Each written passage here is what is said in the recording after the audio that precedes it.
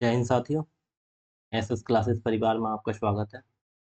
आपको पता ही होगा, मैंने यहाँ पे जो कोने में मेरा यहाँ पे फ़ोटो आता था, यहाँ फ़ोटो आता था, वो हटा दिया मैंने। क्यों हटा दिया? रीज़न उसका ये था, उस फ़ोटो से कोई फ़ायदा तो होने वाला था नहीं। आपकी इतनी जगह और घेर ली जाती थी। अगर हम कोई क्वेश्चन कर रहे हैं, सॉल्यूशन यहाँ लिख जाता तो वो आपको नहीं दिखता था, इसलिए वो हटा दी।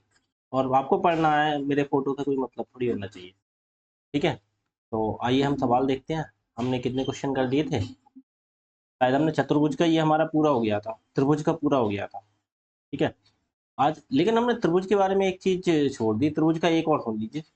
एक चीज़ बहुत इम्पोर्टेंट होती है त्रिभुज की। त्रिभुज में क्या होता है, जैसे त्रिभुज है, अब वो चतुर्भुज पढ़ाऊँगा इसलिए मुझे याद आ गई।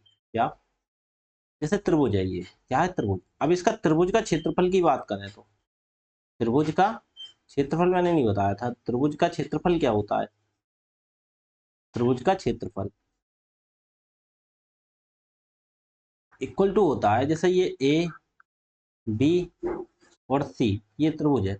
इसकी कोई देखो हाइट होती है, एक ऊंचाई, जितनी ऊंचाई होती है ये हो जाएगी एच। एच का मतलब हाइट, ऊंचाई। तो त्रिभुज का क्षेत्रफल होता है 1/2 गुणा आधार और गुणा ऊंचाई। ये चीज का ध्यान रखो आप। ठीक है? ऊंचाई। ठीक है? ये चीज नोट कर लेना आप। कैसे? जैसे मान लीजिए ये तो आपने त्रिभुज बनाया, तो त्रिभुज देखो, यहाँ बेस ये होता है जो नीचे वाली साइड, और यहाँ तक ये पूरी ऊंचाई हो गई। इतना ही तो ऊंचा है त्रिभुज, देखो यहाँ से लेके यहाँ तक। ठीक है? अगर हमें कोई भी त्रिभुज अगर ऐसा दे रखा है, जैसे मान लीजिए ये त्रिभुज दे रखा और हमें ये हाइट नहीं दी है, हमें बोल दिया ये दे दिया ये वाली, तो एक प्रकार से तिरछा करके देखो। अगर इसे बेस मानेंगे हम, बेस हम इसे मान लेते हैं, ये यहाँ तक ऊंचाई हो जाएगी त्रिभुज को। इसे इसको ऐसा घुमा के रख के देखो, बात वही बनेगी ना। घुमा के रखोगे तो ये ऐसा ही तो बन जाएगा, ऐसा बन जाएगा, तो बात वही आ जाएगी। तो क्या बोलते हैं, बेस कोई सा भी साइड मान सकते हैं। अगर त्रिभुज ऐसा है, ऐसा ये त्रिभुज है, अगर ये चीज हमें, अगर ये चीज दे रखी है, जैसे ये देखो यहाँ त्रिभुज की ऊंचाई हो गई, अगर साइड से देखा जाए तो ध्यान से, तो ये वाला बेस मानेंगे। कहने का मतलब जिस पे वो पीछे वाली लाइन खिंची होगी ऊपर, अब जैसे यहाँ पे खिंची हुई है तो इसके लिए हमने बेस मान लिया इस वाले को। ठीक है? तो ये जो हो गई, ये इसकी ऊंचाई हो गई।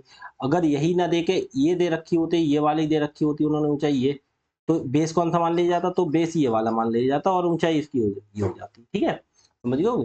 तो ये ऑलराउंडर फॉर्मूला हर त्रिभुज में लगता है, लेकिन कुछ फॉर्मूले अलग होते हैं। जैसे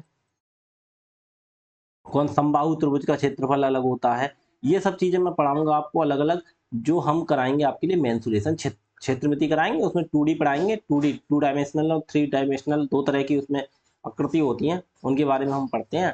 तो जब 2D हम 2 डायमेंशनल कराएंगे तो उसमें बताएंगे आपके लिए। तो ये छोटी सी त्रिभुज का क्षेत्रफल जो दे रखा था, ये समझ लीजिए। आगे देखो, हम चतुर्भुज के बारे में बताते हैं आपको। चतुर्भुज देखिए, चतुर्भुज देखिए क्या होता है। जैसे मान लीजिए कोई भी चार भुजाएं हो गई, चार भुजाओं से बंद आकृति कौन सी होती है? चार भुजाओं से बंद आकृति। क्या वो हम बता रहे हैं आपके लिए, पहले नोट कर लीजिए। क्या? चतुर्भुज अच्छे से नोट करना है आपको। ठीक है? सब चीज समझ लेनी है। आज मैं सब कंसेप्ट कंसेप्ट बताऊंगा आपको चतुर्भुज के। चतुर्भुज इसे इंग्लिश में क्या बोलते हैं? इसे बोलते हैं क्वाड्रिलेटरल। ठीक है? इसे बोलते हैं क्वाड्रिलेटरल।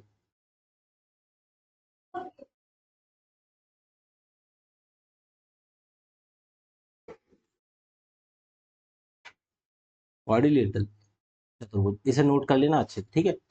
आपको पता होना चाहिए। तो चतुर्भुज होता क्या है? चार भुजाएं होती है। त्रिभुज में तीन भुजाएं होती थी, ट्रायंगल बोलते थे उसे। ठीक है? इसमें ऐसे ऐसे चार भुजाएं से घिरी आकृति, जैसे ये चार भुजाएं हो गई। ठीक है? आपने ये चार भुजाएं बना दी। ठीक? आपने ये चार भुजाएं बना दी और ये चार भुजाओं से आकृति आपकी बन हो गई, तो इसे क्या बोलेंगे? इसे बोलेंगे हम चतुर्भुज। ठीक है? अच्छा, चतुर्भुज के बारे में एक चीज ध्यान रखिए। जैसे ये चतुर्भुज आपका हो गया, आप इसे मान लेंगे ए, इसे मान लेते हैं बी, इसे इसे मान लिया सी, इसे मान लिया डी। लेकिन एक चीज, हाँ एक चीज ध्यान रखना, कभी भी जैसे चतुर्भुज बना रहे हो, चलना आपको क्रम से है। जैसे ये नहीं ए और बी, और आपको कहीं दे रखा आपने सी इधर लिखी दे, डी इधर नहीं। अगर आपको दे रखा है तो क्रम से लिखोगे, पहले ए, फिर इधर बी, फिर जब ऐसे चल रहे हो तो ऐसे चलोगे, और ऐसे चल रहे हो तो ऐसे चलोगे। मतलब चलना एक तरफ से, ए के बाद बी के बाद, ये नहीं सी इधर पहुंच गया फिर डी इधर लिखो, नहीं। बी के बाद सी इधर लिखोगे, फिर डी इधर लिखोगे। ABCD। अगर ऐसा नहीं चलना आपको, अगर ऐसे चलना है, उन्होंने दे रखा है तो जैसे इस टाइप में दे रखा है आपको, तो आप लिखेंगे ABC और D, ऐसे भी लिख सकते हैं। चलना एक ही तरफ को है, जिधर से चलना है।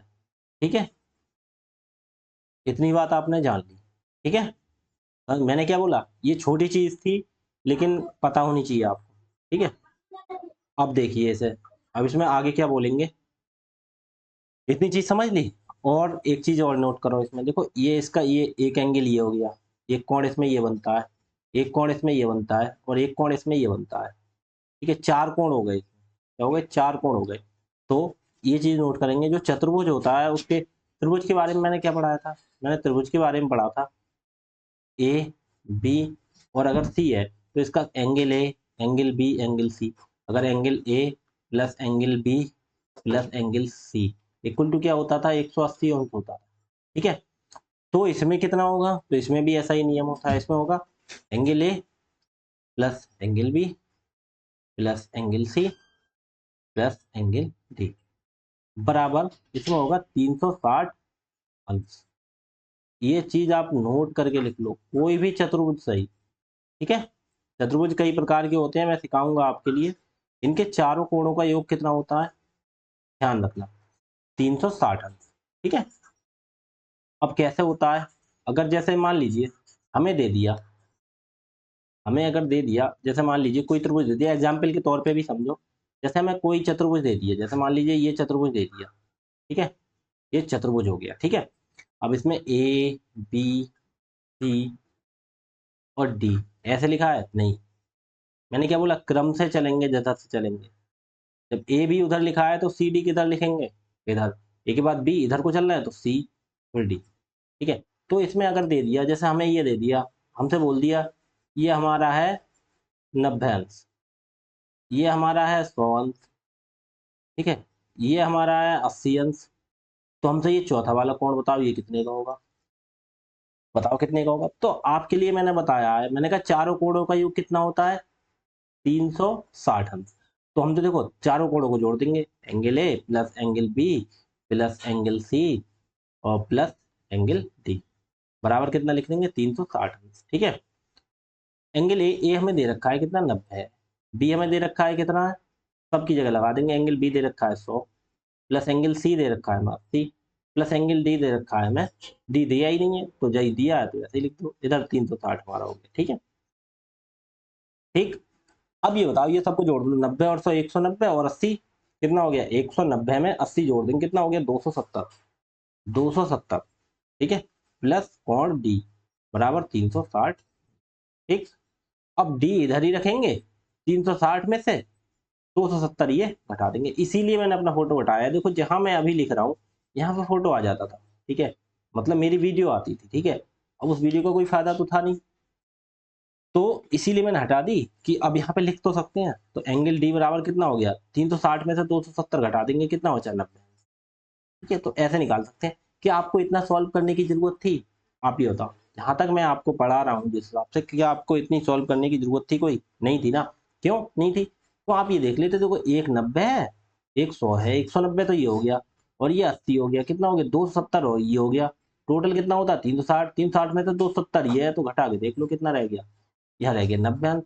तो ये जो कोण बचा ये कितने का हो गया, 90 अंश का। ठीक है, तो इस प्रकार से आप डायरेक्टली कर सकते हो, और ऐसे करना चाहो तो ऐसे कर लो, आपको बेसिक बेसिक बेसिक के तौर पे ही समझा दिया। ठीक है, आगे देखो, ये यहाँ हटा लीजिए वरना आप चलो लिखा रहने देती है। ठीक है, अब आगे देखो,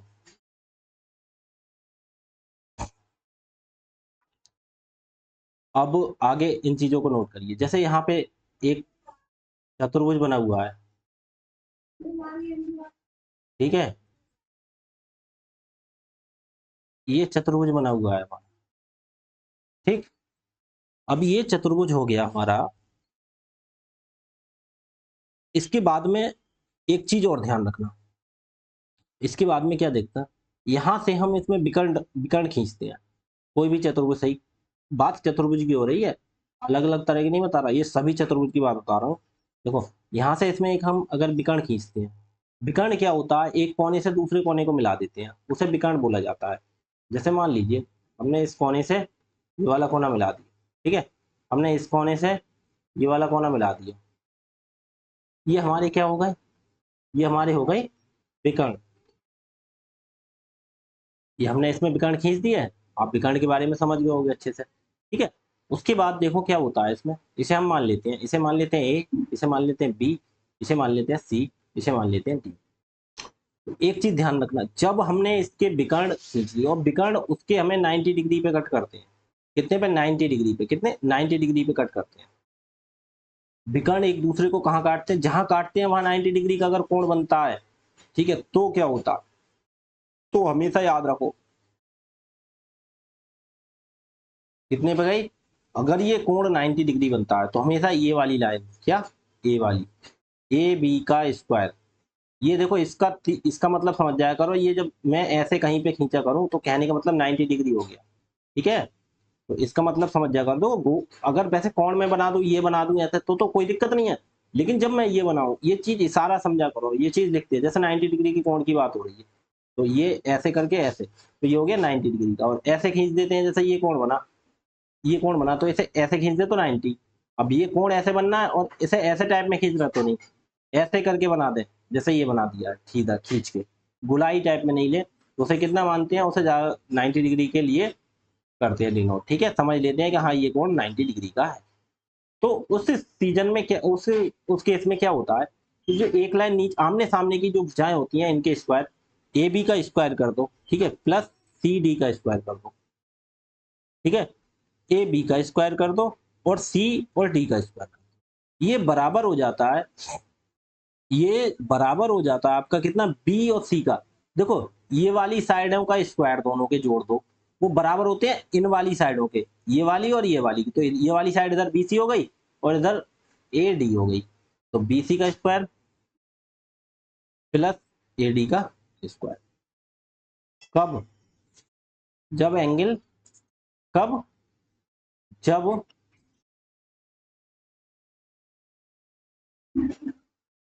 यहाँ पे नोट कर लो, कब, जब चतुर्भुज, जब चतुर्भुज के विकर्ण, जब चतुर्भुज के विकर्ण एक दूसरे को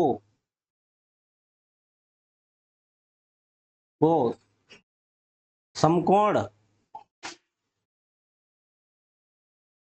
90 डिग्री लिख दो या समकोण लिख दो, 90 डिग्री पर काटते हैं, काटते हैं, ये चीज याद कर लेना, कब होती है ये वाली सिचुएशन कब होती है, जब ये 90 डिग्री पर काटते हैं, ठीक है, ये चीज आप समझ लिए। इसके बाद अब ये समझिए, आप क्या समझेंगे, आप समझिए, जैसे मान लीजिए एक चतुर्भुज हमने खींचा, अरे टेढ़ी लाइन खींची जाती है इससे, कभी कभी कोई दिक्कत नहीं, आप समझ लिया करो, लाइन सीधी नहीं खींचती मुझसे। मान लीजिए ये चतुर्भुज हो गया आपका, फिर मान लेते हैं इसे, इसे ए मान लिया, इसे बी मान लिया, इसे हमने सी मान लिया, इसे हमने डी मान लिया, ठीक है। अब बात होती है इसके क्षेत्रफल की, क्षेत्रफल कैसे निकालते हैं, अच्छा एक बात बताओ, अब हमें ऐसे कुछ पता नहीं कौन सा त्रिभुज है, इसमें आयत होता है, वर्ग होते हैं, समांतर चतुर्भुज होता है, सम चतुर्भुज होते हैं, समलंब चतुर्भुज होते हैं, कई प्रकार के होते हैं, ठीक है।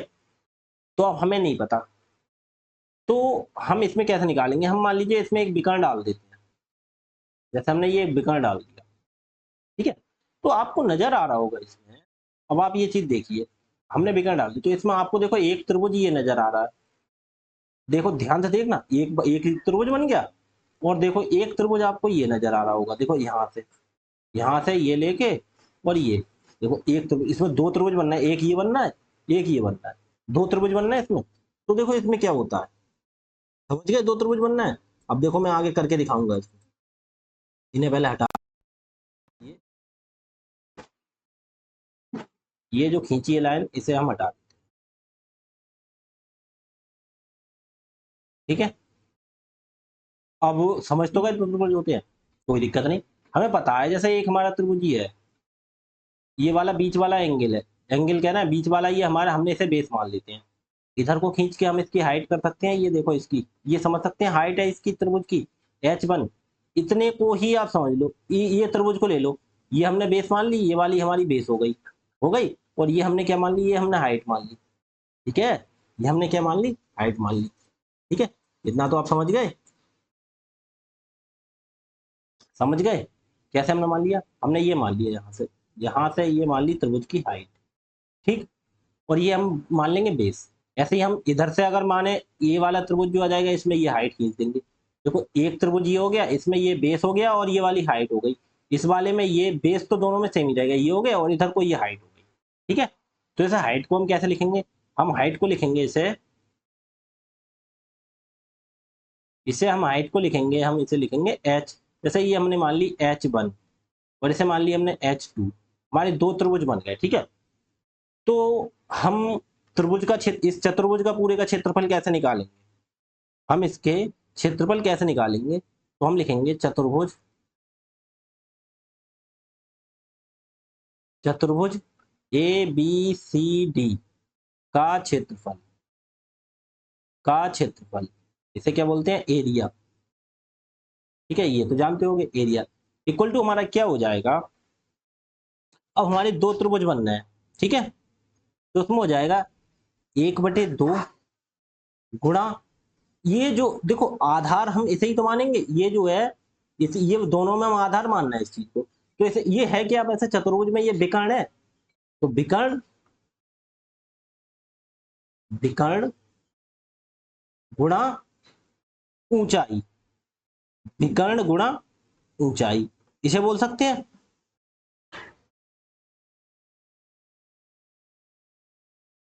विकर्ण गुणा H1 लिख दोगे, ठीक है।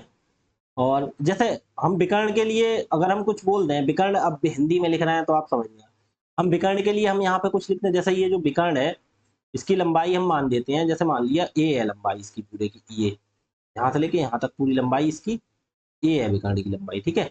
तो हम इसे कैसे लिखेंगे, 1/2 इंटू a इंटू H1, ठीक है, प्लस ये पहले वाले का निकाल दिया H1, इस वाले का, अब इस वाले में आ जाओ, तो इसमें भी क्या करेंगे, 1/2 आधार गुणा ऊंचाई तो होता है, त्रिभुज का क्षेत्रफल क्या होता है, 1/2 गुणा आधार गुणा ऊंचाई, यही तो निकल के आता है, ये निकल के आता है ना, तो यहीं से निकल के आ जाएगा क्या, 1/2 गुणा, अब ये H1 वाले में हमने मान लिया, H2 वाले में क्या मानेंगे, ये वाला त्रिभुज बन रहा है ये, इसमें देखो ये वाला बेस यही मान लेंगे a गुणा इसमें H2, ठीक है, ये हो गया H2, ये हमारा क्षेत्रफल हो गया, ठीक है, ये समझ गए। लेकिन इसे शॉर्ट में भी लिख सकते हैं कैसे, देखो 1/2, ठीक है, ए हमारा अगर बोल के दिखाऊं तो ये हमारा क्या है, विकर्ण, इसे अगर लिखना चाहो तो वैसे मैं लिख के दिखा दूं आपको, ये जो ए है, ये क्या है, विकर्ण, ये क्या है, विकर्ण, ठीक है, और यहाँ पे भी ए क्या है, विकर्ण है, और ये क्या है, ऊंचाई,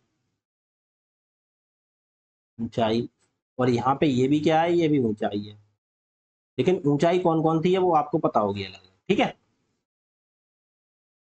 ऊंचाई ये H1 है, अब ये H1 वगैरह तो आप समझ ही रहे हैं, लिखने की जरूरत नहीं है, वहाँ H1 वगैरह नीचे लिखा हुआ है, ठीक है। तो जैसे हम इसे कैसे बोलेंगे, 1/2 गुणा विकर्ण, इसमें भी है विकर्ण, इसमें भी है, तो विकर्ण 1/2 गुणा विकर्ण है दोनों में, ठीक है, कैसे, देखो इतना इसमें कॉमन है, ये चीज दोनों में सेम है बिल्कुल, तो हम इतने को हमने बाहर कॉमन निकाल लिया, इंटू ब्रेकेट में दो चीजें जोड़ के लिख दी, ये इधर H1 प्लस H2, ये ऐसे भी डायरेक्ट रूप से आप लिखना चाहो तो ऐसे भी लिख सकते हो, ठीक है, ये ऐसे कर दो चाहे ऐसे कर दो, ठीक है, आपकी इच्छा कैसे करो, ये चीज आप समझ गए। अब आगे देखिए, अब देखिए आगे हम आपके लिए क्या दर्शाते हैं,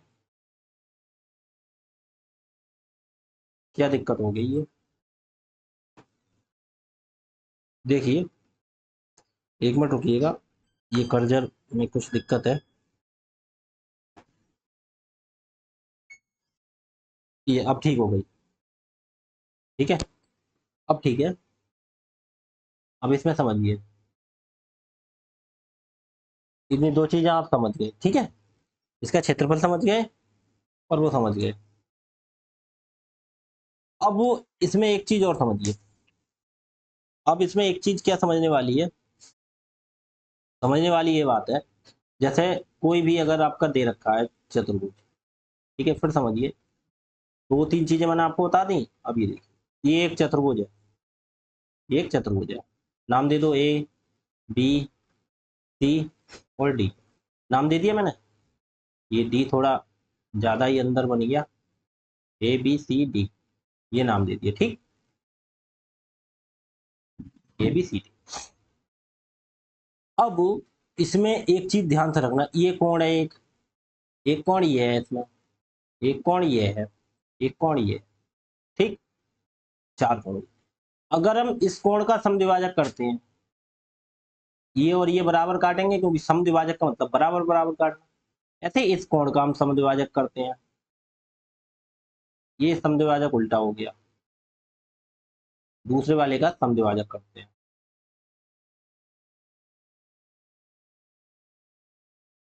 ये कर दिया। और ये दोनों एक दूसरे को मान लीजिए यहाँ पे काट दिए, ये इस कोण का ये समद्विभाजक हो गया, इस कोण का वो समद्विभाजक, दोनों का समद्विभाजक का मतलब आप जानते हैं बराबर बराबर काटना। इस कोण के हमने दो बराबर हिस्से कर दिए, और ये जो दोनों जहां जाके मिलेंगे, तो मान लीजिए ये ओ पे मिल गए, ओ बिंदु पे, ठीक है, ओ बिंदु पे ये मिले, तो यहाँ पे एक एंगल बनना है, कोण बनना है। कौन सा कोण बनना है आप देखो, यहाँ बनना है, ये जो कोण बनना है आपका, ये देखो ए ओ और ये बी, ए ओ बी, ये कोण बनना है ये। तो ए ओ बी जो आपका कोण बनना है, पूछ सकते हैं कि इसकी कोण जो है वो बताइए कितने अंश का होगा, तो वो हम कैसे निकालेंगे। बहुत इंपॉर्टेंट चीज है, इसे आप बिल्कुल नोट करके लिख लीजिएगा। यहाँ पे बोलेंगे हम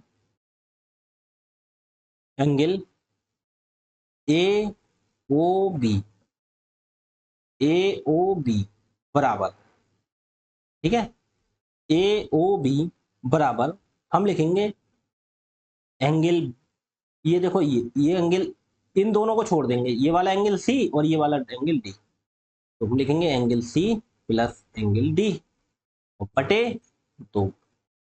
ध्यान रखना, इससे बिल्कुल नोट करके लिख लेना, बहुत इंपॉर्टेंट है, ठीक है। जैसे एग्जाम्पल के तौर पे समझिए, हमारे लिए कोई दे रखा है ये एग्जाम्पल समझिए, ये हमें दे रखा 110 अंश, ये हमें दे रखा, नहीं इसका, हाँ 110 अंश दे रखा है, और ये वाला हमें दे रखा है 100 अंश, ठीक। और ये देखो, हमने इसका समद्विभाजक और इसका समद्विभाजक किया, इसका समद्विभाजक किया। अब देखो चित्र मैंने उल्टा बनाया है, और ये मान लीजिए ओ पे काटा, ठीक है, ये हमने थीटा क्यों बना दिया, हम इसे बनाएंगे ओ। इन दोनों के समद्विभाजक हैं जो कहाँ पे काटते हैं, ओ पे काटते हैं, हमने इसे लिख दिया, बिंदु का नाम दे दिया ओ, ठीक है। ये इसका समद्विभाजक था, इसका समद्विभाजक। तो देखो मैंने क्या बोला, जिसका समद्विभाजक करते हैं उन्हें छोड़ के बकाया दो बचे। देखो यहाँ पे इन ए का और बी का, ए ए और बी इनके समद्विभाजक हुए तो इन दोनों को छोड़ दिया, बकाया जो सामने वाले जो कोण बचे थे उनको जोड़ के आधा किया। ऐसे ही इसमें देखो, ये वाला मान लीजिए ए और बी, और ये सी है और डी है, तो इसमें भाई साहब ए का और बी का आधा करना पड़ेगा, क्योंकि ये इनके अर्धक करके आए हैं, ठीक है। तो इनके सामने वाले जो कोण बचते हैं, इन दोनों को छोड़ के, उसके इधर 100 है, इधर 100 है, इधर 110 है, तो कैसे निकालेंगे हम ये वाला जो ओ है वो कोण कैसे निकालेंगे। जैसे इसमें बनना है डी ओ सी, यही तो बनना है एंगल, तो बराबर हम कैसे निकालेंगे, तो 110 प्लस 100, दोनों को जोड़ के बटे में आधा, तो 110 और 100 कितने हो गए, 210, और बटे दो, दो से काट दो, कितना हो गया 105, कितना हो गया 105। ऐसे हम निकाल देते हैं, ये हमारा आंसर, ठीक है। तो इतनी चीजें आप समझ गए होंगे अच्छे से, ठीक है। आज मैं सवाल नहीं कराऊंगा आपको, सब उदाहरण एग्जाम्पल से समझाऊंगा, ठीक है। आगे देखो अगला, इतनी चीज आप जान गए चतुर्भुज के बारे में, ठीक है। एक चीज और समझिए इसके बारे में, देखो एक चीज और हम क्या समझेंगे, जैसे मान लीजिए ये चतुर्भुज हो गया आपका, ठीक है, ये चतुर्भुज हो गया आपका, ठीक। फिर हम नाम देंगे इसे भाई ए, क्या हो रहा है, ये ए भी सही से नहीं लिखा जा रहा। जैसे हमने नाम दे दिया जैसे ए, इसे दे दिया बी, इसे दे दिया सी, इसे दे दिया डी, ठीक है, ये हमने नाम दे दिया, ठीक। इसे चतुर्भुज को दोबारा ना बनाए, थोड़ा मुझे अजीब सा लग रहा है ये चतुर्भुज, दोबारा बना लेते हैं, इससे बनाते हैं गुलाबी रंग से, थोड़ा सही लगता है वो, ये बना दिया। अब क्या करें, सीधी लाइन खिंचती नहीं, टेढ़ी मान लो, सीधी लाइन नहीं खिंचती हमसे,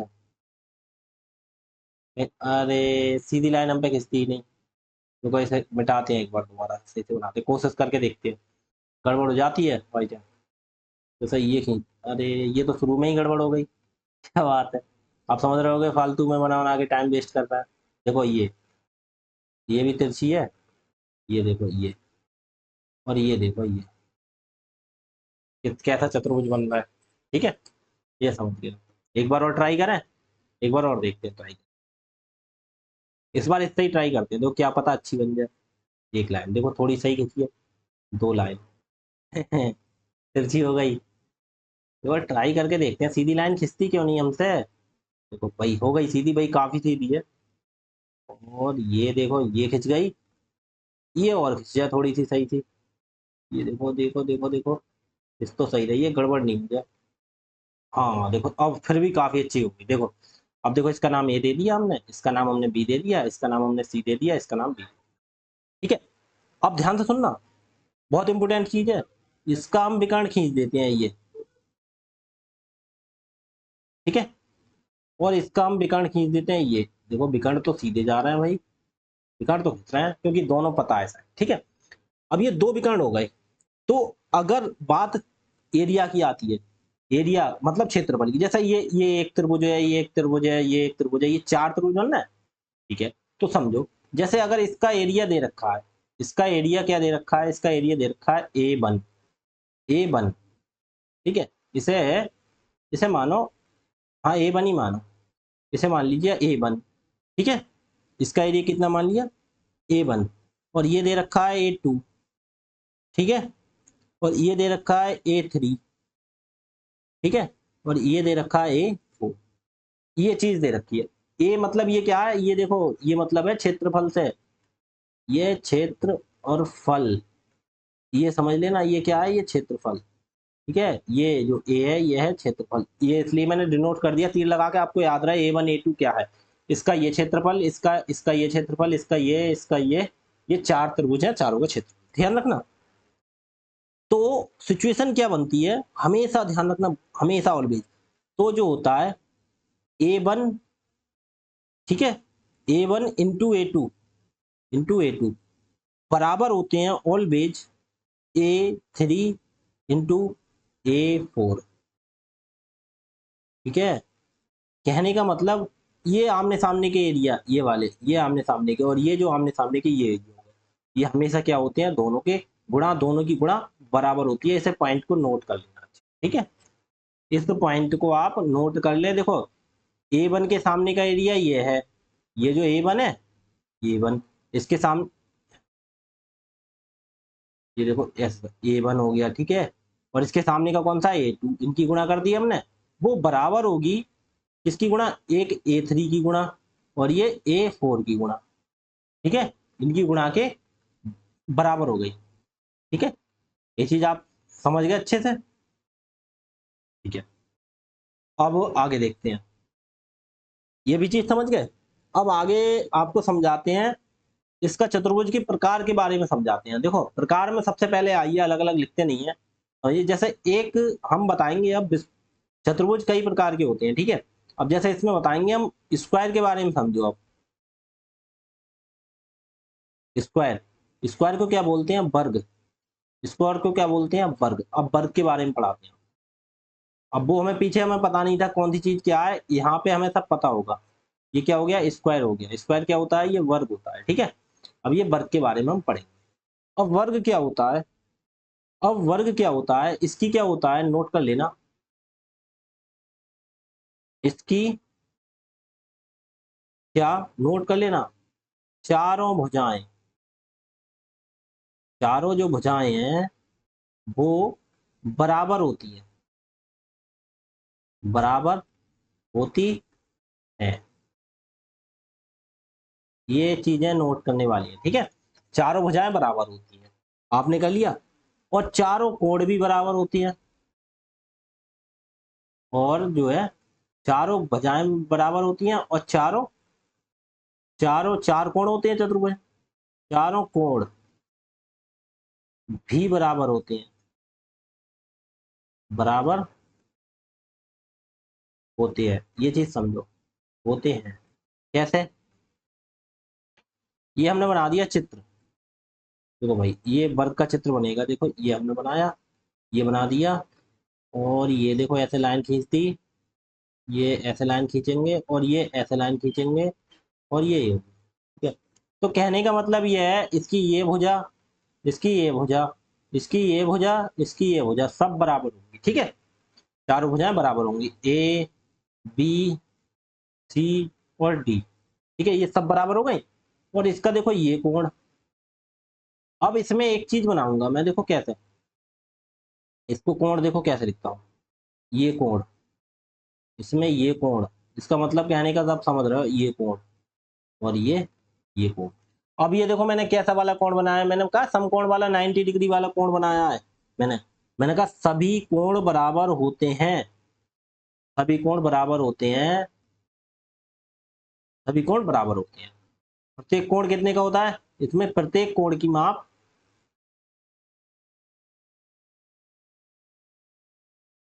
सभी कोण बराबर का मतलब ये तो बराबर हो गए, मतलब प्रत्येक कोण कितने का होता है? 90 अंश का।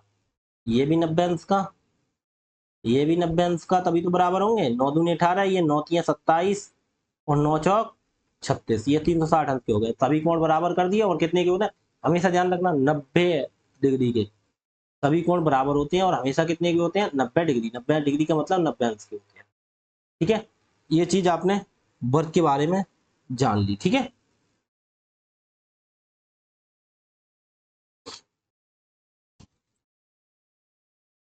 ये चीज आप समझ गए?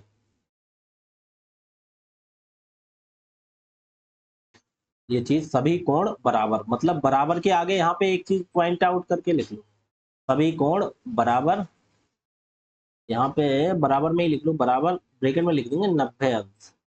कहने का मतलब ये समझ जाओगे आप, 90 अंश के होते हैं, ठीक है। सभी कोण बराबर 90 अंश के होते हैं, ठीक है। 90 अंश का हो गया।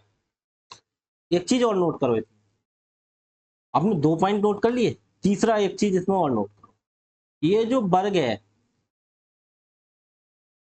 ये जो वर्ग है, इसके जो विकर्ण होते हैं, ये वर्ग के विकर्ण, ठीक है। ये क्या चीज है? वर्ग है। जैसे वही हो गया त्रिभुज ए, चतुर्भुज बी, और सी और डी। अब ये चतुर्भुज है, हमें पता है कौन सा चतुर्भुज है, ये वर्ग है, स्क्वायर है, ठीक है। अब इसमें क्या होते हैं? इसके विकर्ण, विकर्ण भी बराबर होते हैं, इनके विकर्ण जो है वो भी बराबर होते होते हैं, विकर्ण भी बराबर होते हैं। तथा ये देखो, ये पॉइंट नोट कर लेना, तथा इनके जो विकर्ण होते हैं वो कितने पे? 90 डिग्री पे काटते हैं। कितने पे? 90 डिग्री पे काटते हैं, ठीक है। 90 डिग्री मतलब हो गया एक दूसरे को समकोण पर काटते हैं, तथा एक दूसरे को समकोण पर काटते हैं। ऑलवेज ध्यान रखना, बात वर्ग की हो रही तो पर समकोण पर काटते हैं। ये भी चीज नोट कर लेना, ये पॉइंट नोट कर लेना, ये सब चीज नोट करने वाली बात चीज है, ठीक है। इतनी चीज आप जान गए वर्ग के बारे में। अब आगे देखो, आगे समझो। अब आगे मैं बताता हूँ, इतनी चीज आप जान ली है, अब आगे देखो। आगे हम कोई वर्ग बनाते हैं, बात अब जब वर्ग की चल रही है तो हर बार वर्ग ही बनेगा, ठीक है। हम इसे नाम दे देते हैं ए, बी, इसे सी और इसे डी, ये नाम दे दिया, ठीक। वर्ग का ये नाम दे दिया। अब ये जो विकर्ण होता है इसका, विकर्ण, ये जो विकर्ण होता है, विकर्ण की इसमें लंबाई पूछ सकते हैं। किसकी पूछ सकते हैं? विकर्ण। वर्ग का जो विकर्ण होता है उसकी लंबाई भी पूछ लेते हैं, इसकी लंबाई कितनी होगी। तो हम कैसे बताएंगे जो विकर्ण की लंबाई कैसे निकालेंगे? जैसे मान लीजिए हमने इसकी भुजा मान ली, जैसे ये ए है तो ये भी ए होगी, ये भी ए होगी, ये भी ए होगी, चारों बराबर होंगी। जैसे पीछे वाली मैंने कहा चारों बराबर होती है, इसमें बराबर में लगा दी। जैसे इसमें ये मान लिया ये है, ये है, ये ये भी है, ये भी है, ये चारों बराबर हो गई, ठीक है। ऐसे इसी प्रकार मैंने इस पे लिख दिया, अगर ये वाली भुजा ए है, ये भी है। जैसे मान लीजिए ए का मतलब ये 10 मीटर, तो ये भी 10 मीटर ही होगी, तो ये भी 10 मीटर ही होगी, तो ये भी 10 मीटर होगी। कहने का मतलब बराबर नाप की, ए इसलिए लिख दिया, कुछ भी हो सकती है, यानी मतलब जो भी होगी सब बराबर होगी, ठीक है। अब इसमें एक चीज देखो, इतनी चीज आप समझ गए आराम से, सभी हमारे बराबर होती है। तो हमसे इसमें विकर्ण पूछ सकते हैं इसका, जैसे विकर्ण की लंबाई, जैसे ये दोनों विकर्ण बराबर होते हैं तो इसमें पूछ सकते हैं एसी, विकर्ण एसी, विकर्ण। इसमें विकर्ण बराबर होता है, जो भुजा होती है हमारी, जो भुजा होती है √2 और ए, ये होता है विकर्ण। जैसे मान लीजिए ये हमारी 10 है वो भुजा, तो ये कितना हो जाएगा? √2 इंटू 10। या इसे ऐसे ना लिखो तो ऐसे लिख लो, ऐसे आपको अजीब लिख रहा हो, लग रहा हो, इसे ऐसे लिख लोगे, a√2, ऐसे लिख लो, a√2। जैसे मान लीजिए भुजा हमारी 10 मीटर है तो हम इसे कैसे लिख देंगे? 10√2, आंसर, ये इसका विकर्ण हो जाएगा, ठीक है। ठीक है, तो ये चीज नोट कर लेना, इसका विकर्ण, जो इसका चतुर्भुज होता है इसका विकर्ण क्या होता है? विकर्ण होता है a√2, मतलब भुजा का √2। हिंदी में समझो क्या होता है, हिंदी में समझो भुजा और √2, भुजा √2, ये समझ लो, ठीक है। समझ गए? भुजा का √2, ठीक। अब ये मैं लिख नहीं रहा हूँ, ये केवल तो मैं समझा रहा हूँ। अगर आप कंफ्यूज हो जाओ, भूल जाओ, तो मैं ऐसा करता हूँ, यहाँ पे लिख देता हूँ। यहाँ पे जो ए है ये क्या चीज है? ये हमारी भुजा है, भुजा मतलब क्या? साइड, ठीक है। ये क्या है? भुजा, साइड, ठीक है। तो आपने जान लिया अब विकर्ण इसका कैसे निकालते हैं, ठीक है। अब एक चीज और सुनिए, एक चीज और सुनिए। जैसे ये आपका वर्ग है, आपका ये वर्ग है,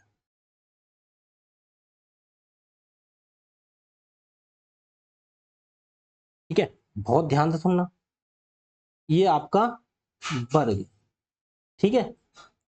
वर्ग में कोई बिंदु, जैसे मान लीजिए यहाँ पे कोई बिंदु है, जैसे मान लिया हमने पी है, कोई बिंदु यहाँ पे पी है। जैसे ये हो गया ए, ये हो गया बी, ये हो गया सी और ये हो गया डी। इसमें जैसे कोई बिंदु पी है तो हम बिंदु को कहीं पे भी हो सकता है, ए से पी तक मिलाएंगे और पी से फिर सी तक मिलाएंगे, मैं बात कह रहा हूँ, ठीक है। फिर यहाँ इसे चारों कोनों से मिला देंगे, इसे यहाँ मिला देंगे, इसे हम यहाँ मिला देंगे, हमारे मिल गया। ये वाला थोड़ा सही नहीं मिला, ठीक है, थोड़ा टेढ़ा हो गया, तो इसे हम कैसे, इसके लिए इसे बी से मिला देंगे, ठीक है। हमने चारों जगह मिला दिया बिंदु पी। तो ये चीज नोट कर लो, यहाँ पे ये चीज तो 90 डिग्री होती है, ऐसे मैं खींच दे रहा हूँ। वैसे खींचने की जरूरत क्या है जब आपको पता है वर्ग की बात चल रही है। इसकी जैसे ये 90 का भी होता है, ये हर जगह 90 का ही होता है वर्ग में, ठीक है। हर जगह किसकी होती है? 90 के। ये बात किसकी चल रही है? वर्ग की बात चल रही है, वर्ग की, ठीक है। ये क्या है? वर्ग का विकर्ण। अगर लिखना चाहो तो वर्ग का, देखो ऐसे करके, ऐसे मैं थोड़ा समझ लूँ, समझ के लिख देता हूँ आपको। ये ऐसे करके लिख देता हूँ, देखो ये क्या हो जाएगा, वर्ग का विकर्ण, वर्ग का विकर्ण बराबर होता है ए रूट 2। यहाँ पे ए क्या है, ये ए है भुजा, ब्रैकेट में लिखता हूँ साइड। ठीक है, ये आप समझ। ऐसे ही यहाँ पे जो पी पॉइंट है, यहाँ पे जो पॉइंट कौन सा, पी। ठीक है, यहाँ पे जो पी पॉइंट है, तो यहाँ पे क्या होता है ये देखो, यहाँ पे ऑलवेज होता है पी और ए, पी से लेके कहाँ तक, ए तक की दूरी, ये जो दूरी है ये वाली, तो पी ए, इसका हम स्क्वायर कर देंगे। ठीक है, पी और ए का हम स्क्वायर कर देंगे। इसमें ये वाला इस करोगे तो बकाया इसकी देखो पूरी लाइन करने के, पी और सी प्लस पी सी का स्क्वायर, ये थ्योरम है, नोट कर लेना। मतलब इसका स्क्वायर किसके बराबर होता है, अब पता है किसके बराबर हो जाएगा, यहाँ पे देख लो पी और बी इस वाले के बराबर होता है पी बी का स्क्वायर, और प्लस दूसरा वाला ये होंगे पी और डी, तो ये पी और डी का स्क्वायर। ये थ्योरम, ये चीज सब चीज बॉक्स वाली नोट करने वाली है, इंपॉर्टेंट चीजें हैं ये। ठीक है, अगर हमें जैसे अब यहाँ पे आप बोलोगे कि क्या काम आएगा, तो जैसे क्या काम आएगा, तो ये देखो समझो, ये बता रहा हूँ आपको। जैसे हमें ये दे दिया, हमें ये 4 है, ठीक है, और ये हमारा 5 है। ठीक है,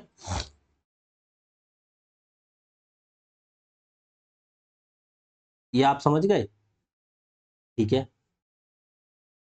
और ये मान लीजिए जैसे 7 है, तो आप इसे कैसे निकालेंगे, तो आप जैसे पी ए का, ये 7 दे दिया, ये 4 दे दिए, 5 ये वाला नहीं दिया, तो हम कैसे निकालेंगे, देखो ए और पी और ए दे दिया, कितना 7 का स्क्वायर कितना होता है 49 लिख देंगे, प्लस पी और सी नहीं दे रखा है ये वाला, तो हमें पता नहीं पी सी का स्क्वायर, बराबर पी बी का स्क्वायर दे रखा है, देखो पी और बी ये वाला कितना दे रखा है 5 दे रखा है, 5 का स्क्वायर 25, प्लस पी डी का स्क्वायर, पी और डी ये वाला कितने दे रखा है 4 का स्क्वायर 16, 25 और 16 41 होते हैं ये इधर, तो भाई उसे छोटा करना पड़ेगा वरना कंफ्यूज हो जाओगे, थोड़ा थोड़ा दिक्कत में आ जाएंगे। इसे लिखना पड़ेगा 7, 4 5 9, इसे थोड़ा कम करके लिख देते हैं, इसे लिख देते, या फिर इसे बढ़ा के लिखना पड़ता, 8 का स्क्वायर कर देते इसे, 8 का स्क्वायर, टी का 4 का स्क्वायर 16, 4 का स्क्वायर 16 और 8 का स्क्वायर, ये कौन सा कर दिया हमने, हाँ इसे जैसे कर देते हम 6 कर देते इसे, तो ये 4 का और 8 का हो गया 25, ये 8 का कितना कर देते, रुको दोबारा समझो, देखो ये चीज दे रखा है 6 और 8 लिख दिया, तो देखो 4 और 8 का स्क्वायर, मतलब ये क्या है पी बी और पी डी, तो पी बी कितना है 4 का स्क्वायर 16 और 8 का स्क्वायर 64। ठीक, इधर देखो 6 का स्क्वायर, ये पी और ए है, ये 6 का स्क्वायर कितना होता है 36, प्लस ये पी सी का स्क्वायर। ठीक है, तो देखो पी सी का स्क्वायर इधर ही रखते, 16 और 64 कितना होता है 6 और 4 10 का जीरो हासिल 1, 6 और 1 7 और 1 8, 80, 80 में से ये 36 घट जाएगा इधर जाके, 80 में से अगर हम 36 घटाएंगे तो पी सी बराबर कितना रहेगा 44। ठीक है, और ये जो रूट है स्क्वायर है वो जाके इधर रूट में लग जाएगा। अब 44 को कितना लिखते हैं, 44 को लिखते हैं हम 11 चौक 44, तो अगर हम 44 को लिखेंगे 11 × 4, ठीक है, लिख टुकड़े कर सकते हैं, तो 11 तो रूट में रहेगा, 4 का रूट कितना 2 बाहर आ जाएगा और 11 ये अंदर रूट में जाएगा, तो 2 रूट 11 ये वाली हो जाएगी, ऐसा निकाली जाती है ये। ठीक है, तो ये थ्योरम आप याद रखो, सवाल आपसे बनते जाएंगे। ठीक है, ट्राई करके देखना, ये आप सब थ्योरम वगैरह टाइप में ये सब समझ लीजिए, कल मैं इसके आगे की क्लास में आपके सब क्वेश्चन लगवा देंगे। ठीक है, और एक चीज़ और है, क्लास हम 8 बजे ही क्या करेंगे, 9 बजे थोड़ी सुबह में कोई ज़्यादा सेटलमेंट हो नहीं पा रहा 9 बजे का। ठीक है, तो क्लास रात में जो पहले हमारी चलती थी 8 बजे, वो 8 बजे ही आया करेगी। ठीक, इसके बाद अगला देखो, हमने ये चीज़ें बता दी आपके लिए। अब आप हम समझते हैं यहाँ पर रेक्टेंगल के बारे में। रेक्टेंगल क्या होता है, आयत होता है। देखो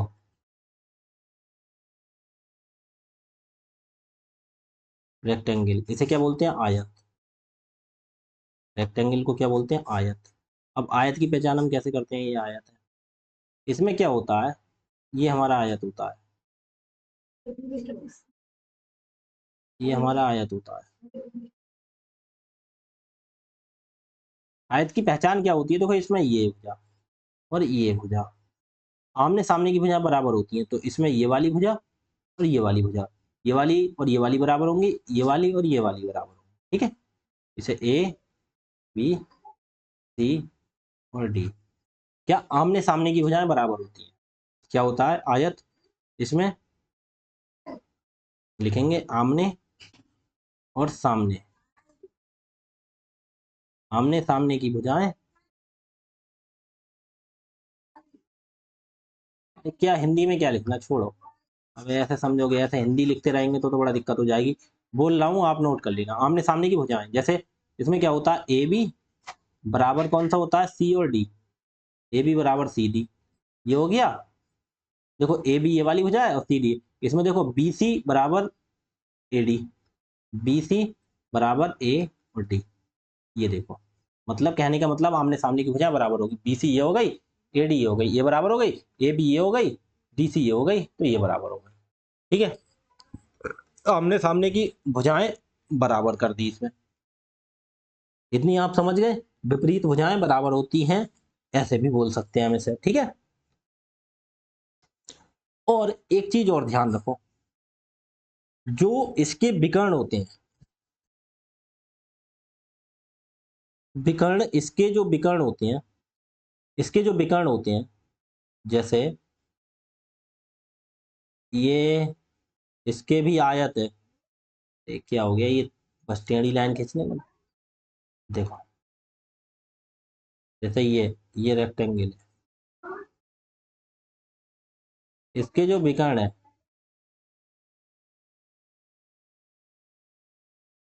ठीक है, ये जो विकर्ण है, विकर्ण है इसके, जैसे ए, ये बी है, ये सी है, ये डी है, तो इसमें ए सी एक विकर्ण हो गया, बी डी एक विकर्ण हो गया। इसके जो विकर्ण है एक दूसरे को समद्विभाजित करते हैं, ठीक है, समद्विभाजित करते हैं एक दूसरे को, मतलब आपस में जो काट रहे हैं यहाँ पे, तो क्या करते हैं? समद्विभाजित, बराबर बराबर हिस्से में काटते हैं। ये हिस्सा और ये हिस्सा बराबर होगा, ये हिस्सा बराबर होगा, तो कहने का मतलब यही होगा, विकर्ण आपस में समद्विभाजित करते हैं, आपस में एक दूसरे को समद्विभाजित करते हैं। यार लिख दिया तो लिख दिया, एक दूसरे को समद्विभाजित करते हैं, समद्विभाजित, समद्विभाजित, राइटिंग समझ में नहीं आ रहा होगा, करते हैं, ये आप समझ गए, ठीक है, एक दूसरे को आपस में समद्विभाजित करते हैं, ठीक है, इसे भी कारण करते हैं, ठीक है, आपस में एक दूसरे को समद्विभाजित करते हैं, ये दूसरे, ठीक है, एक दूसरे को समद्विभाजित करते हैं, ठीक है, ये समझ गए। वर्ग में क्या था? वर्ग में था ये एक दूसरे को समद्विभाजित करते हैं और 90 डिग्री पर, इसका पक्का नहीं है, इसका क्लियर नहीं है, 90 डिग्री हो भी सकता है, 90 हो भी सकता है और नहीं भी हो सकता है, कुछ भी हो सकता है, ठीक है, हो भी सकता है और नहीं भी हो सकता है, ठीक है। अब इसमें जैसे पीछे वाले उसमें कहा था, हाँ पीछे एक उसके बारे में एक चीज रह गई, भूल गए, जैसे जो वो था, वर्ग था, वर्ग, उसके बारे में, वर्ग के बारे में समझो पहले, कुछ मैंने वर्ग के बारे में कुछ बताया था, ठीक है, वर्ग के बारे में मैंने कुछ बताया था, वो समझो। हमने वर्ग इस यहाँ पे बताया था, नहीं वर्ग के बारे में कहाँ बताया है, ये देखो यहाँ पे, हाँ ये बताया है ना, कोई दिक्कत नहीं, ये बता दिया, वर्ग की भुजा हो गई, आयत हो गया, यहाँ देखो वर्ग का विकर्ण हो गई, वर्ग की भुजा। यहाँ पे एक चीज और समझ लो यार, यहाँ पे एक चीज और समझ लो, ये जो वर्ग है, क्या है? ये जो वर्ग है, वर्ग के बारे में एक चीज और समझो,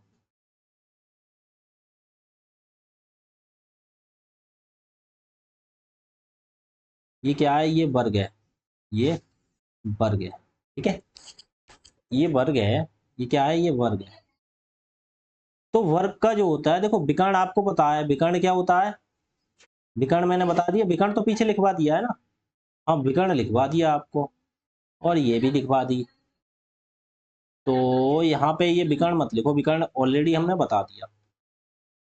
यहाँ पे लिखो इसका परिमाप, परिमाप, पेरीमीटर, पेरीमीटर परिमाप, पी से डिनोट करते हैं। क्या होता है, परिमाप का मतलब होता है, देखो किसी भी जो त्रिभुज जो था उसका परिमाप क्या था, ये भुजा, ये भुजा, ये भुजा, तीनों जोड़ दो। परिमाप का मतलब ये टोटल, ये देखो जो टोटल की इसकी लंबाई, इसकी लंबाई, इसकी तीनों को मिला के टोटल लंबाई कितनी। ऐसे इसमें देखो एक की, दो की, तीन की और चार की, चारों मिला के लंबाई कितनी है, ये चीज होता है हमारा परिमाप। परि का मतलब चारों ओर का माप कितना होगा उसका। ठीक है, तो बताओ इसे कैसे निकालेंगे। तो हम इसे निकालेंगे, परिमाप होता है, इसमें चारों भुजाएं बराबर होती हैं, या तो ये लिख सकते हैं हम चार, चारों भुजाओं को जोड़ दो, चारों भुजाओं का योग, या चारों भुजाओं का योग तो किसी के भी लिख सकते हैं, कोई भी तुम्हारा मतलब चतुर्भुज हो किसी भी टाइप का, उसकी चारों भुजाएं को जोड़ देंगे, हमारा वो हो जाएगा, क्या बोलते हैं, हमारा परिमाप हो जाएगा। अगर अलग से लिखना चाहो तो 4 × साइड, 4 ×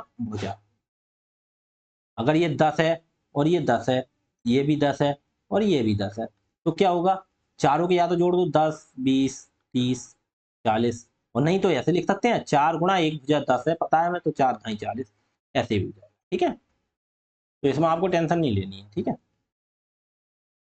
बात आती है इनके क्षेत्रफल की। देखो क्षेत्रफल का फॉर्मूला क्या होता है, क्षेत्रफल के बारे में और देखा, अगर ये चीज हमें परिमाप दे दिया, चलो आपने बता दिया, विकर्ण आपको मैंने पहले ही बता दिया, पर वो बात अगर हमारे यहाँ आती है क्षेत्रफल की, क्षेत्रफल बताओ,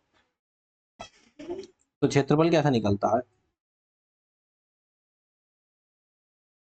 क्षेत्रफल बराबर होता है भुजा का स्क्वायर, भुजा का स्क्वायर। ठीक है, कहने का मतलब अगर दे रखा है भुजा 10 दे रखी है एक, तो इसका 10 का स्क्वायर कर देंगे, 10 का स्क्वायर तो 10×2, 10 × 10 स्क्वायर का मतलब तो 10×2 कितना हो गया, 100, 100 वर्ग इकाई। ठीक, कुछ भी हो सकता है, मीटर हो तो मीटर, सेंटीमीटर हो सेंटीमीटर, किलोमीटर हो किलोमीटर, जो भी हो वो हो जाता है। ठीक है, आज केवल आप वही चीज, हर चीज समझो। ठीक है, ये आपको बता दी। अब यहाँ आयत की बात कर रहे थे, ठीक है, ये हमने कर दिया, आयत के बारे में इतना बता दिया आपके लिए। इसके विकर्ण एक दूसरे को समविभाजित करते हैं। और हाँ, इसमें एक चीज और लिखो, इसमें भी प्रत्येक, इसका जो कोण होता है, इसका भी प्रत्येक कोण 90 डिग्री का होता है।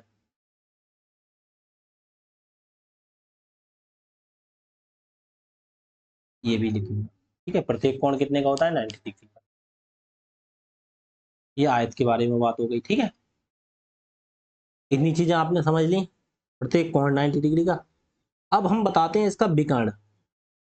अब ये जो आयत है, इसका आयत है ये, इसके तीनों चीजें बता देते हैं यहाँ पे, ये और ये बराबर होगा, ये और ये बराबर होंगे, ये क्या है, आयत, आयत ए, बी, सी और डी। ठीक है, अब इसका पहले मैं बताऊंगा विकर्ण। अब इसका विकर्ण क्या होता है, आयत का विकर्ण इक्वल टू होता है √। ठीक है, जैसे मान लीजिए अगर हमने इसकी लंबाई, अगर ये मान ली साइड ये ए है, और ये चौड़ाई जो इसकी मान ली हमने बी है। ठीक है, इसकी ये मान ली लंबाई ए और ये बी, ये वाली हमने ए मान ली, ये वाली बी, जब ये वाली बी है तो ये वाली बी होगी, ये वाली ए है तो ये वाली बी होगी, ये वाली बी है तो ये वाली बी।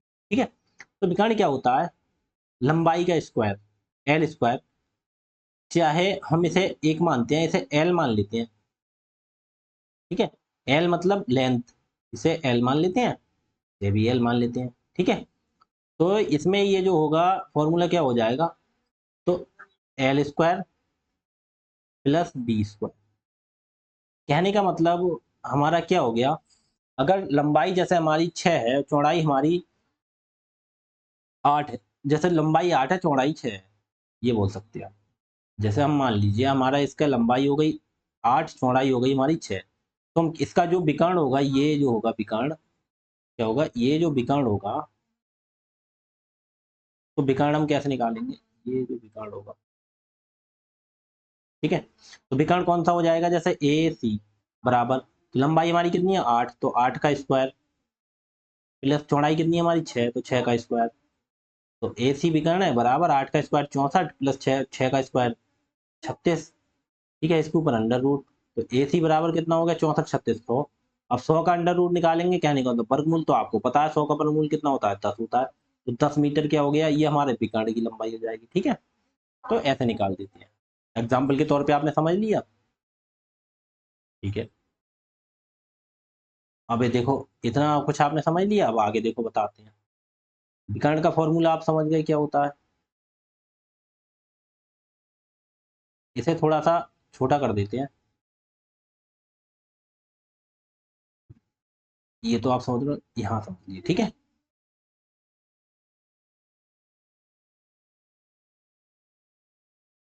ये विकर्ण पता चल गया। अब आपको विकर्ण आपका हो गया। ऐसे ही मैं आपके लिए विकर्ण के साथ साथ में यहाँ पे बता दे रहा हूँ, इसका परिमाप भी बता देता है। क्या बता दे, परिमाप, परिमाप, परिमाप बता देते हैं। परिमाप क्या होगा, इसका होगा 2 इंटू वही लंबाई प्लस चौड़ाई, बस परिमाप हो गया हमारा। ये कहने का मतलब, देखो मैं अब तुम्हें दोनों तरह से समझा के दिखाता हूँ। मैंने क्या बोला, मैंने कहा सभी भुजाओं का योग, देखो जब ये 6 है तो ये भी 6, तो 6 6 12 हो गई। जब ये 8 है और ये 8 होगी, तो 8 8 16 ही हो जाएगी, तो 16 12 कितने होगा 28 हो गया हमारा परिमाप पूरा।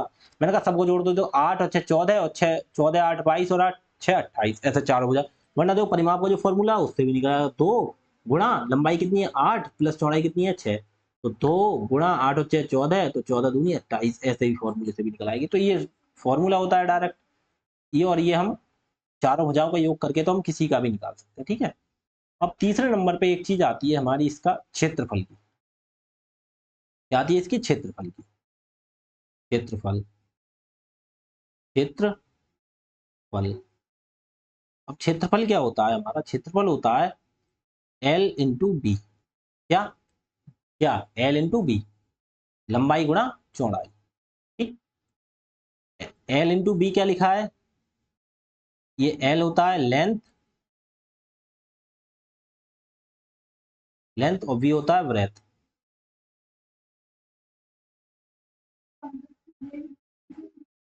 ब्रेथ। मतलब ये लेंथ का मतलब हो गया लंबाई, ब्रेथ का मतलब हो गया चौड़ाई, ठीक।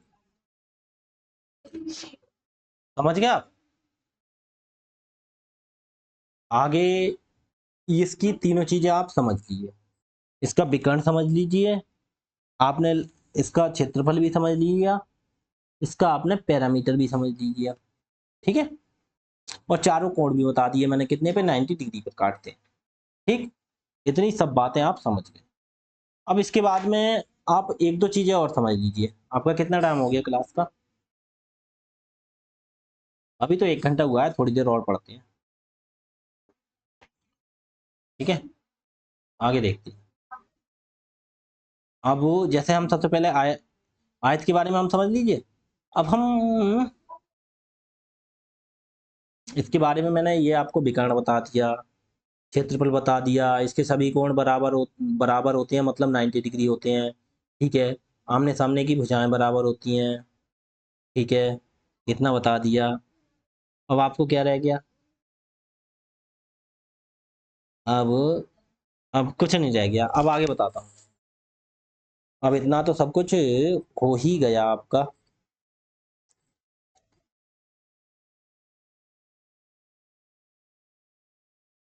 इतना हो गया आपको है।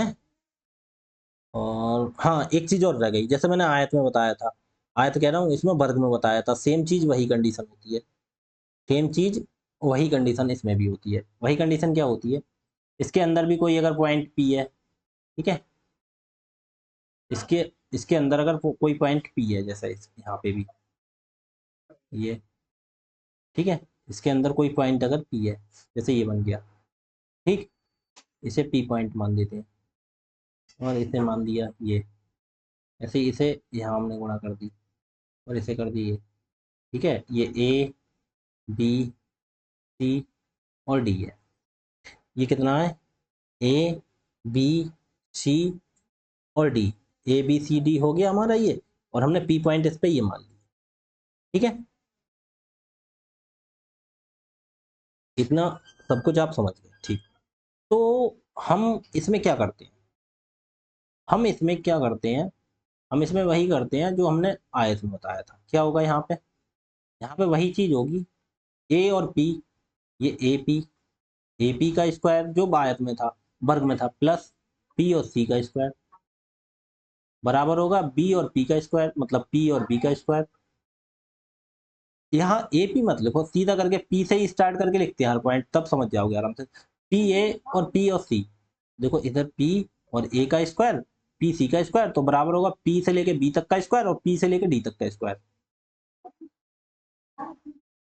ये चीजें दोनों में सेम होती हैं, मुझे दोनों में बता दी। ये क्या हो गया, ये आयत हो गया, ये भुजा बराबर, ये भुजा, ये भुजा बराबर, ठीक है।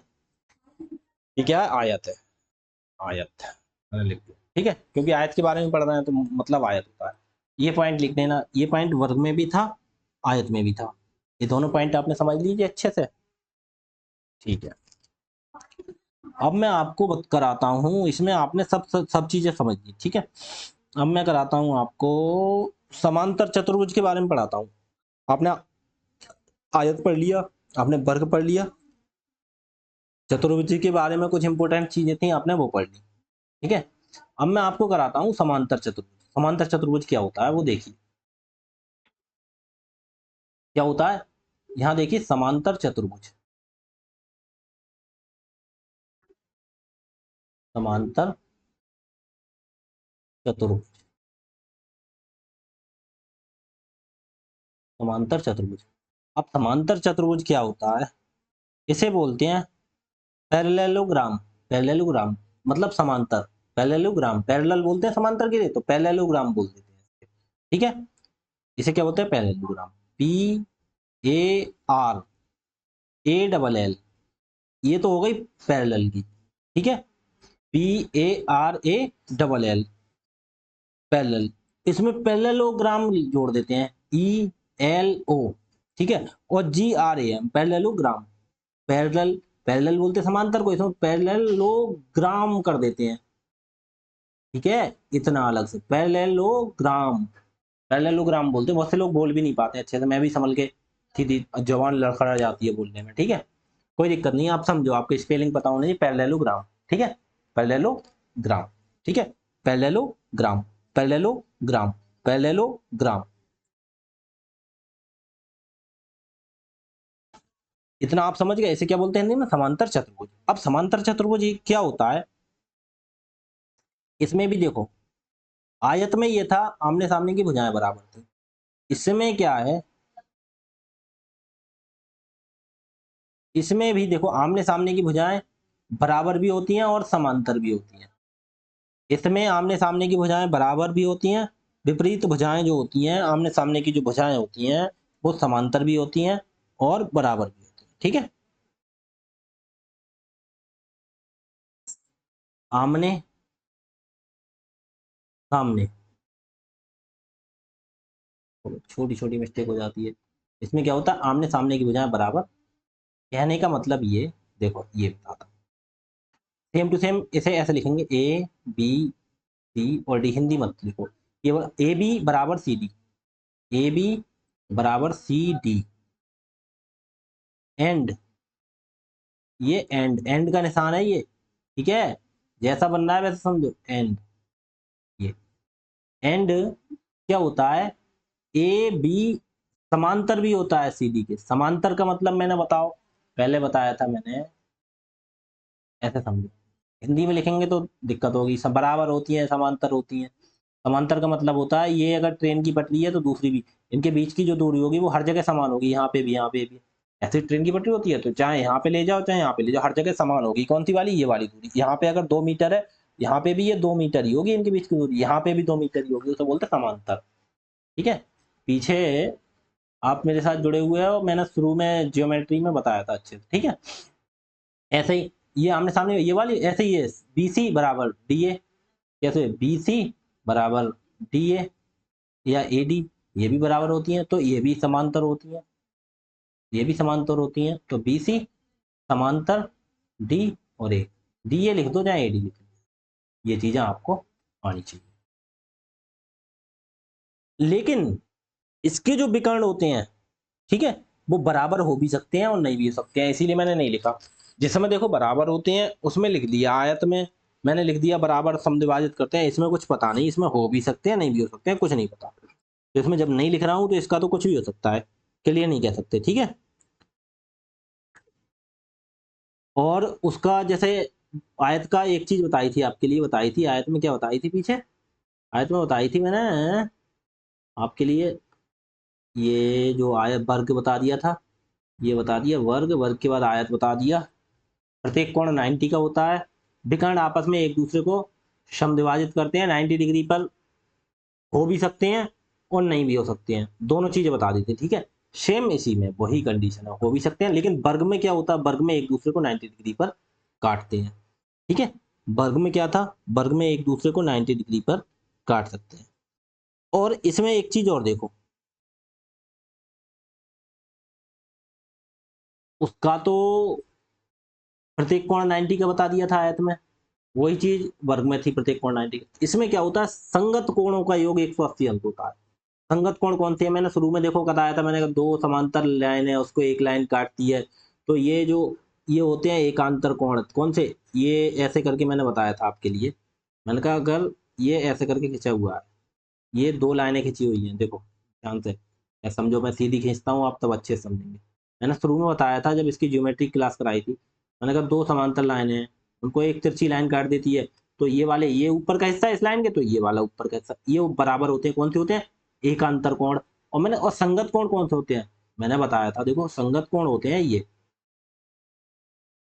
देखो, ये वाले अंदर वाले, दोनों साइड के अंदर वाले, ये देखो ये और ये जो कोण हो गए ये संगत कोण हो गए, इनके कोण का ऑलवेज इसका और इसका जोड़ कितना होता है, 180 अंक होता है। ठीक है, तो सेम ये कंडीशन इसमें फॉलो होती है, क्यों, क्योंकि ये समांतर लाइन है, अगर देखो इसे आगे बढ़ाओ ये लाइन हो गई, इसे आगे बढ़ाओ लाइन हो गई, ये लाइन देखो इसे काट रही है, सेम वही कंडीशन है, ये देखो अंदर वाला कोण, ये अंदर वाला कोण, हो गई ना, हो गई कंडीशन वही।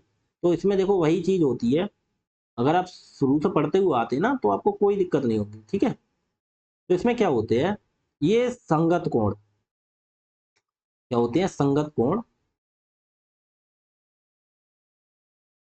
संगत कोणों का योग, कोणों का योग 180 अंश होता है, होता है संगत कोणों का, जैसा ये है देखो, का ए बी सी और डी। ठीक है, ए बी सी और डी।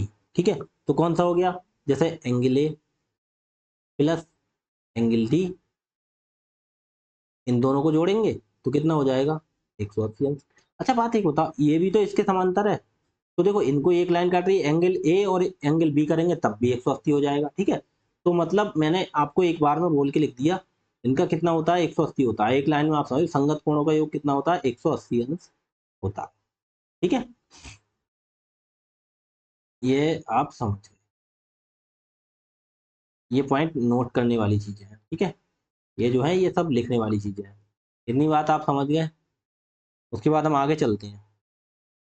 ठीक है, उसके बाद हम आगे चलते हैं,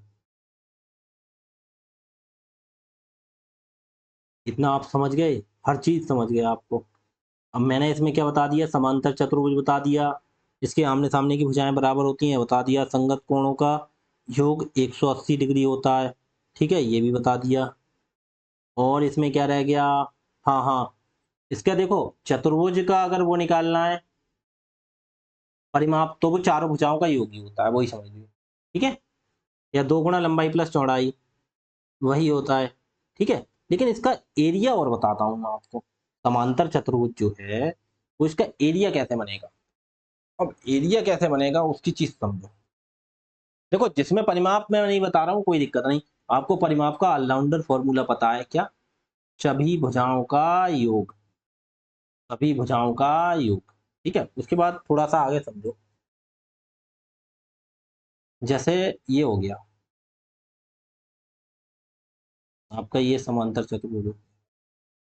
ठीक है, समांतर चतुर्भुज हम ऐसे भी बना सकते हैं, थोड़ा तिरछा भी बना सकते हैं, जैसे ये थोड़ी तिरछी लाइन है, ये थोड़ी तिरछी लाइन है, ये थोड़ी तिरछी लाइन है, क्यों भैया समांतर होती है ना, कोई दिक्कत थोड़ी है, लाइन समांतर होनी चाहिए। ठीक है, तो ये क्या हो गया, ये समांतर हो गया, समांतर, क्या है ये, समांतर चतुर्भुज। हमारा समांतर ही तो है चतुर्भुज, समांतर है, समांतर चतुर्भुज। ठीक है, ये भी समांतर चतुर्भुज है। अब इसमें देखो एक चीज और देख लो आप ध्यान से, इसके एरिया की बात आती है, जैसे ए, बी और सी और डी।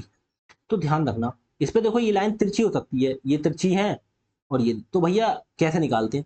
इसमें एक देखो इसकी ऊंचाई मान लेते हैं, ऐसे हाइट डाल लेते हैं यहाँ से, तो ये इसकी ऊंचाई हो जाती है। जैसे ये यहाँ से हम एक लंब डाल देते हैं इस पे, ये ऐसे करके, यहाँ से करके, ये क्या डाल देते हैं, ऐसे करके ये लंब डाल देते हैं। ठीक है, आप समझो, अब समझो, डॉट डॉट करके अच्छे से समझाऊं तब समझोगे। देखो ये ऐसे करके हम, ये लाइन तो तिरछी है ना, तो ये ऐसे करके हम इस पे एक लंब डाल लेते हैं, तो कहने का मतलब ये इसकी ऊंचाई हो जाती है, क्या हो जाती है? तो देखो इसमें कैसे हो सकता है, क्षेत्रफल बराबर इसका होता है, क्षेत्रफल बराबर होता है आधार गुणा ऊंचाई, आधार गुणा ऊंचाई। ठीक है, आधार कौन सा मानते हैं अभी बताऊंगा, आधार गुणा ऊंचाई। ठीक है, आधार गुणा, ये भी समझ लो आप, क्षेत्रफल किसका, समांतर चतुर्भुज का है क्षेत्रफल। ठीक है, देखो अगर ये ऐसे समांतर है, ऐसे समांतर है, ठीक है, अगर हमें ये वाली ऊंचाई ना देखते, हमें ये भी तो दे सकता है। जैसे मान लीजिए ये समांतर था, ठीक है, ये ऐसे था, ये ऐसे था, जैसे मैं इसको ही थोड़ा चेंज कर देता हूँ, मैं थोड़ा सा चेंज करता हूँ इसको, जैसे ये भी लाइन तिरछी, ये इधर को तिरछी, ये इधर को तिरछी, तो भाई साहब वो ऊपर को तिरछी, ये भी ऊपर को। देखो तो इसमें देखो, ये इसमें ये भी हो सकती है हाइट, ये देखो यहाँ से जब ये मानोगे तो आधार इसे मानोगे और ऊंचाई ये हो जाएगी आपकी। ठीक है, तो ये चीज ध्यान रखना, तो आधार गुणा ऊंचाई। ठीक, आगे समझ में? तो ये समांतर चतुर्भुज का आपका क्या हो गया, क्षेत्रफल हो गया। इतना आपने समझ लीजिए। ठीक है,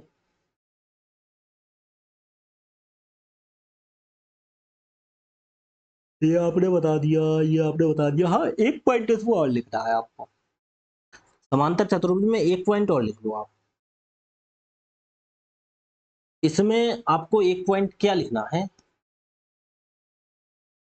आगे आगे वाले पेज पे ही बताता हूँ। देखो यहाँ पे देखो, समांतर चतुर्भुज है, जैसे आपका ये है, ये है, ये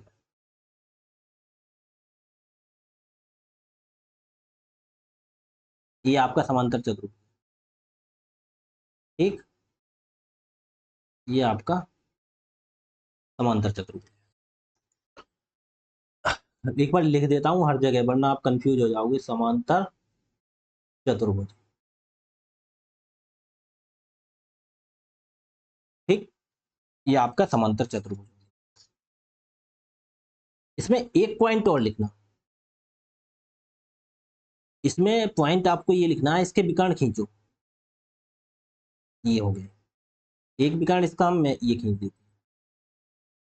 ठीक है, ये मान लिया ए, बी और सी मान लिया हमने, और ये डी, ये समांतर चतुर्भुज हो गया, ए बी सी डी मान लिया। तो इसमें क्या होता है ऑलवेज, इसमें क्या होता है ऑलवेज, जो ए सी का स्क्वायर होता है, ए और सी, ये जो वाला जो विकर्ण है, ए सी, ठीक है, एक विकर्ण ए सी हो गया, एक विकर्ण ये वाला हो गया बी और डी, ये वाला कौन से वाला, देखो ए सी विकर्ण हमारा ये हो गया, बी डी विकर्ण हमारा ये हो गया। ठीक है, तो ए सी का स्क्वायर प्लस बी डी का स्क्वायर, ठीक है, बात समांतर चतुर्भुज की हो रही, तो ए सी का स्क्वायर प्लस बी डी का स्क्वायर, वो बराबर होता है ऑलवेज गुणा दो गुणा कौन से, ए बी। एक तो ये भुजा और ये भुजा बराबर होती है, समांतर होती है, ठीक है। तो इनमें से एक भुजा ले लेंगे और एक भुजा या तो ये ले लो या ये ले लो, कोई सी एक ले लो, क्योंकि ये वाली एक भुजा ले लो, चाहे ये वाली एक भुजा ये वाली और एक वाली ले लो, चाहे ये वाली ले लो। समझ रहे हो क्यों? क्योंकि ये दोनों बराबर होती है और समांतर होती है, ठीक है। इसीलिए दो जो एक साइड वाली भुजा होती है वो ले लेते हैं। तो क्या होती है, दो गुणा ये हो गई, जैसे ये नीचे वाली ले ली ए बी, ठीक है, नीचे वाली हमने ले ली तो ए बी का स्क्वायर कर देंगे, प्लस ए डी ये वाला ले लेंगे, ये वाली भुजा ए डी का स्क्वायर कर देंगे, ठीक है, ऐसे कर सकते हैं, ठीक। तो ये आपने समझ लिया, ठीक है। तो इसे हम पैक कर देंगे। ऑलवेज होता है, ये पॉइंट नोट करने वाली चीज है। कैसे, हमें एक विकर्ण दे दिया ए सी, दूसरा विकर्ण पूछ लिया ए बी। देखो ये वाली लाइन दे दी हमें, ये वाली साइड दो ही होती है, ये दोनों आपस में बराबर होती है, कोई दिक्कत। लंबाई चौड़ाई दोनों दे दिए, यदि एक विकर्ण दे दिया, पूछ लिया दूसरे विकर्ण की लंबाई बताओ। ऐसे तब ये फॉर्मूले यूज करते हैं। मैं सवाल कराऊंगा बाद में, आप केवल कंसेप्ट समझो आज, ठीक है। इसीलिए मैं आज कंसेप्ट बता रहा हूँ सब, इसके फैक्ट बता रहा हूँ सब, ठीक है। तो ये चीज आप ध्यान रख लेना नोट करके, ठीक है। यहाँ पे ऐसे भी लिख सकते हैं, जैसे ए सी का स्क्वायर प्लस बी डी का स्क्वायर, ठीक है। ये भी लिख सकते हैं, दो इंटू ई वाली ले लो, ए बी ले लो, या सी डी ले लो और सी बी ले लो, इन दोनों का भी कर सकते हैं। जैसे बी और सी का स्क्वायर प्लस सी और डी का स्क्वायर, इसे भी कर सकते हैं। ये वाली ले लो, ये वाली ले लो, चाहे ये वाली ले लो, चाहे ये वाली ले लो। कहने का मतलब ये एक साइड की भुजा लेनी है, इधर की ये लेनी है तो इधर की ये लेनी है, ठीक है। कुछ भी कर सकते हैं आप, ठीक है। जो पॉइंट है वो मैंने आपको बता दिया, ठीक है। तो ये चीजें छोटी छोटी थ्योरम सी होती हैं, इन्हें याद रखनी पड़ती हैं, ठीक है। इतना मैंने आपको बता दिया समांतर चतुर्भुज के बारे में। क्षेत्रफल के बारे में मैंने बता ही दिया आपको लिए, ठीक है। इसका क्षेत्रफल भी बता दिया, और मैंने आपके लिए क्या बता दिया, विकर्णों का गुणनफल, ये थ्योरम भी बता दिया आपके लिए, ठीक है। अब हम समचतुर्भुज के बारे में पढ़ेंगे। समचतुर्भुज मैं पढ़ाऊंगा कल आपके लिए, ठीक है। आज के लिए इतना ही रखते हैं, यहीं तक, ठीक है। समचतुर्भुज मैं कल के लिए पढ़ाऊंगा, थोड़े क्वेश्चन करा दूंगा। समचतुर्भुज रह गया, एक समलंब रह गया, दो टाइप के और रह गया, उन्हें बताऊंगा, उसके बाद कुछ क्वेश्चन करा दूंगा, ठीक है। तो कल मिलते हैं 8 बजे। आज के लिए इतना ही रखते हैं, धन्यवाद।